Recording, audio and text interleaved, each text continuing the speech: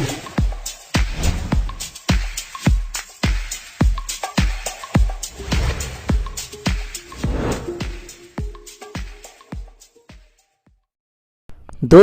इस वीडियो के अंदर हम 12th क्लास की फर्स्ट ईयर के सेकेंड एसे फॉरगेटिंग की स्टडी करेंगे, जिसको रॉबर्ट लिंड ने लिखा है।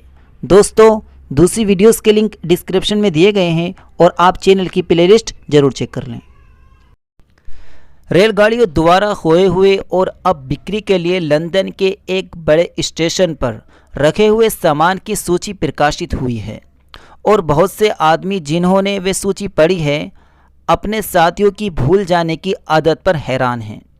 अगर इस मामले पर सांख्यिकी आंकड़ों का लेखा जोखा उपलब्ध हो, फिर भी मुझे शक है कि ये देखने में आएगा कि भूलने की आदत सामान्य है। ये मानव की याददाश्त की काबिलियत के बजाय नाकाबिलियत है, जो मुझे हैरत में डालने पर मजबूर करती है। नए ज़माने का मनुष्य टेलीफोन के नंबरों को याद रखता है, उसे अपने दोस्तों के पते भी याद रहते हैं, उसे शराब बनाने के लिए अंगूर इकट्ठा करने की तारीख भी याद रहती है, उसे दोपहर तथा रात के भोजन की दावतों की तारीख भी याद रहती है। उसकी याददाश्त में अभिनेताओं, अभिनेत्रियों, क्रिकेट के खिलाड़ियों, फुटबॉल के खिलाड़ियों तथा हथियारों के नाम भरे रहते हैं। वे आपको बता सकता है कि कई साल पहले अगस्त के महीने में कैसा मौसम था और उस देहाती होटल का नाम भी जहां उसने गर्मियों में बहुत बुरा भोजन किया था। उसके साधारण जीवन में उसे लगभग सभी चीज़ें याद रहती हैं जिसको याद करने की उससे उम्मीद की जाती है। लंदन में ऐसे कितने लोग हैं जो सुबह में वस्त्र पहनते समय हुए कितने वस्त्र पहनना भूल जाते हैं। 100 में से एक भी नहीं, मुमकिन हो 10,000 में एक भी नहीं। ऐसे कितने लोग हैं जो घर से बाहर जाते समय सामने का दरवाज़ा बंद करना भूलते हों। मुश्किल से ही कोई ऐसा होगा और ऐसा पूरे दिन होता रहता है।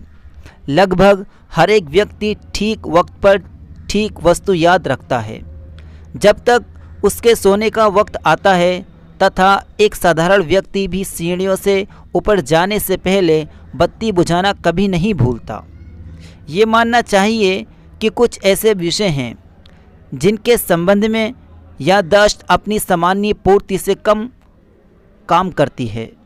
मैं सोचता हूँ कि सिर्फ बहुत ही सही ढंग से काम करने वाला व्यक्ति ही अपने चिकित्सक द्वारा बताई गई दवा को लेना हमेशा याद रख सकता है। ये और ज़्यादा हैरत अंगेज है क्योंकि दवा उन सरलतम वस्तुओं में से एक है जो याद रखनी चाहिए। नियमानुसार ये सोचा जाता है कि दवा भोजन से पहले, भोजन करते समय या भोजन के बाद भी ली जाती है और भोजन खुद दवा की याद दिलाने वाला होना चाहिए। फिर भी ये सच है कि नैतिक महत्वों के अलावा बहुत ही कम लोग नियम के साथ दवा लेना याद रखते हैं। कुछ मनोवैज्ञानिक हमें बताते हैं हम वस्तुओं को इसलिए भूल जाते हैं क्योंकि हम उनको भूलने की इच्छा रखते हैं। और ये भी हो सकता है बहुत से लोगों को गोलियां और काढ़ा लेने से नफरत होने की वजह से वे निर्धारित समय पर उनको लेना भूल जाते हों। फिर भी ये जाहिर नहीं होता है कि मुझ जैसा दवाओं का जीवन भर भक्त रहने वाला उनको लेने से किस तरह भुलक्कड़ हो सकता है, जैसे कि वे लोग जो सबसे ज़्यादा बेदिली से उनको लेते हैं। एक नई और बहुत विज्ञापित दवा के आते ही मुझे बहुत खुशी होती है। फिर भी चाहे दवा मेरी जेब में रखी हो, दवा लेने का समय पास आते ही मैं भूल जाता हूँ। दवा बेचने वाले उन दवाओं से बहुत धन कमाते हैं जिन्हें काना लोग भूल जाते हैं। मैं समझता हूँ कि भुलक्कड़पन का सामान्य रूप पत्रों को डाक में डालने के मामले में होता है। ये इतना सामान्य है कि मुझे एक महत्वपूर्ण पत्र को मुझसे मिलकर जाते व्यक्ति को डाक में डालने के लिए देने पर भरोसा करने में हिचक होती है। उसकी याददाश्त पर इतना कम विश्वास होता है कि पत्र उसे देने से पहले मैं शपथ दिलाता हूँ। जहाँ तक मेरा अपना संबंध है, कोई भी व्यक्ति जो मुझे डाक में डालने के लिए पत्र देगा वे चरित्र को बहुत कम परखने वाला होगा। चाहे मैं पत्र हाथ में ही लिए हूँ, फिर भी मैं हमेशा पहले पत्र पेटिका से आगे निकल जाता हूँ। तभी मुझे याद आता है कि मुझे पत्र डालना चाहिए था। पत्र को हाथ में लिए लिए हिफाजत के नज़रिए से जेब में रख लेता हूँ और उसके बारे में बिल्कुल भूल जाता हूँ। इसके बाद जीवन बिना उतार चढ़ाव के चलता है। जब तक ऐसी परिस्थिति नहीं बन जाती कि मुझसे उलझन भरे सवाल नहीं किए जाते हैं और मैं अपनी गलती मानते हुए पत्र को जेब से बाहर नहीं निकालता हूँ। ये माना जा सकता है कि ऐसा दूसरे लोगों के पत्रों में दिलचस्पी कम होने की वजह से होगा, मगर ये भी साफ नहीं हो सकता क्योंकि मैं थोड़े से पत्रों को भी डालना भूल जाता हूँ जिनको मैं खुद लिखना याद रखता हूँ। जहाँ तक रेलगाड़ियों और टैक्सियों में सामान छोड़ने की बात है, ऐसे मामलों में मैं बड़ा अपराधी नहीं हूँ। छड़ियों और पुस्तकों के सिवाय मैं लगभग किसी भी वस्तु को याद रख सकता हूँ और पुस्तकों को भी याद रख सकता हूँ। मुझे छड़ियों को याद रख पाना पूरी तरह नामुमकिन लगता है। उसके प्रति मेरी दिलचस्पी पुराने फैशन की है और मैं उनको ख़रीदता रहता हूँ। मगर जो ही किसी मित्र के घर जाता हूँ या रेलगाड़ी में यात्रा पर जाता हूँ, तब एक और छड़ी खोई हुई वस्तुओं की दुनिया में चली जाती है। खो जाने के डर से मैं छाता ले जाने की हिम्मत नहीं करता। मैंने जीवन में कभी छाता नहीं खोया है। क्या किसी छाता ले जाने वाले व्यक्ति ने, जो छाते को मजबूती से पकड़े रहता है, कभी ऐसी उपलब्धि हासिल की है?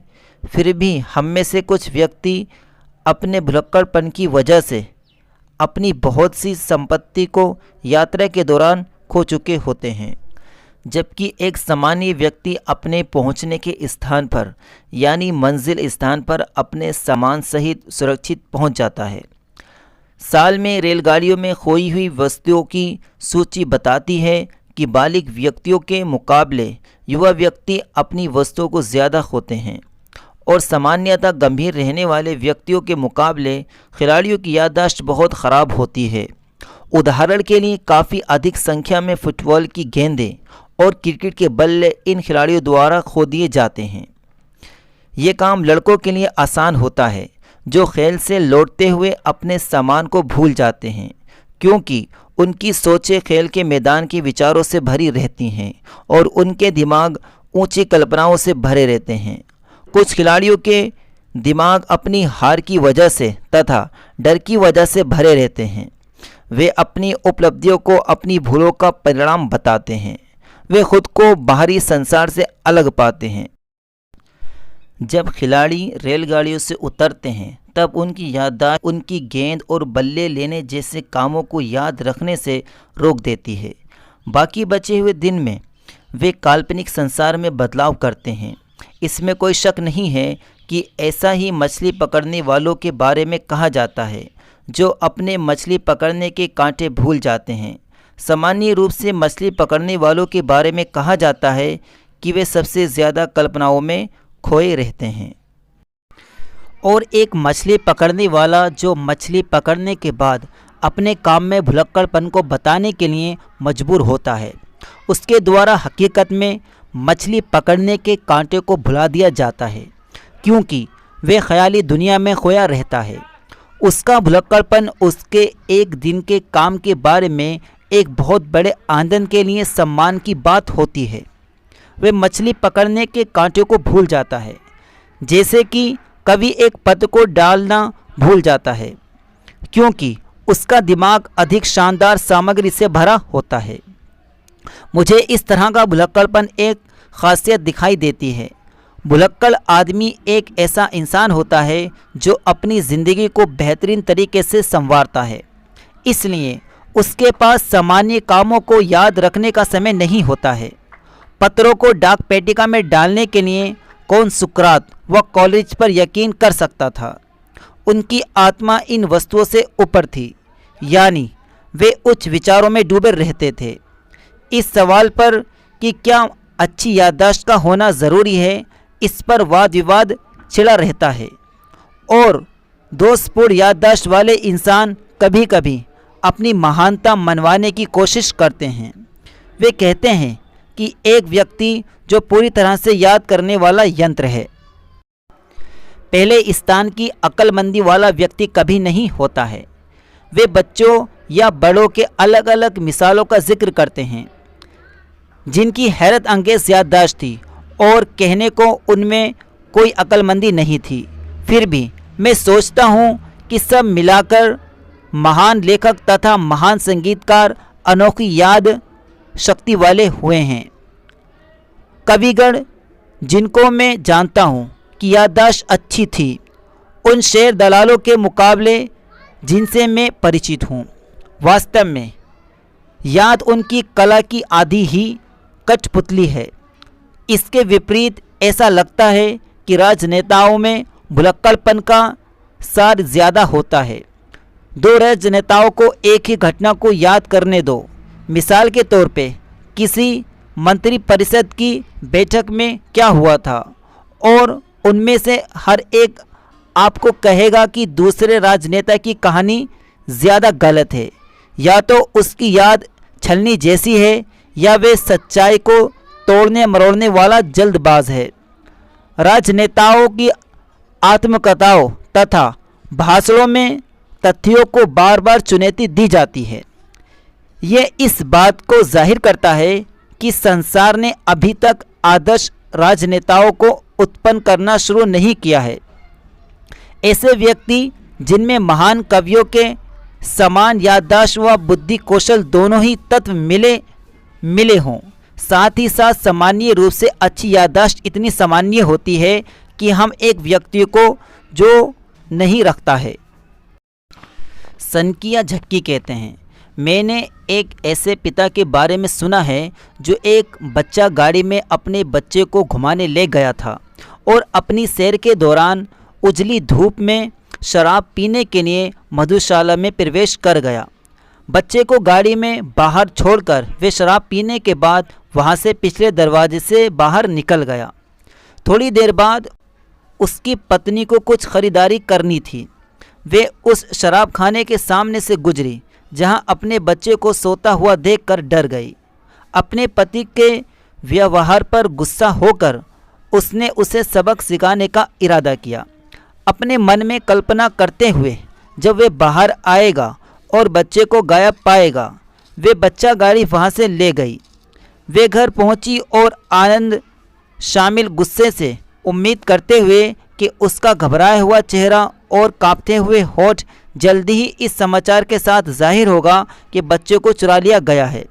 मगर उसकी घबराहट को क्या हुआ जब वे दोपहर के खाने से तुरंत पहले उसका पति खुशी के साथ मुस्कुराता हुआ आया और कहा, मेरी प्रिय, आज खाने में क्या बनाया है।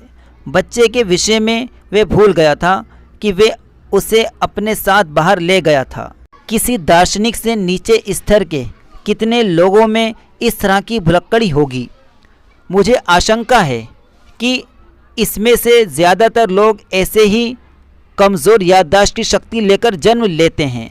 अगर ऐसा नहीं होता तो किसी भी आधुनिक बड़े शहर में परिवार व्यवस्था सुचारू रूप से चल ही नहीं सकती है।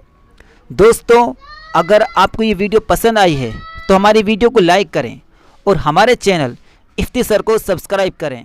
Thanks for watching this video.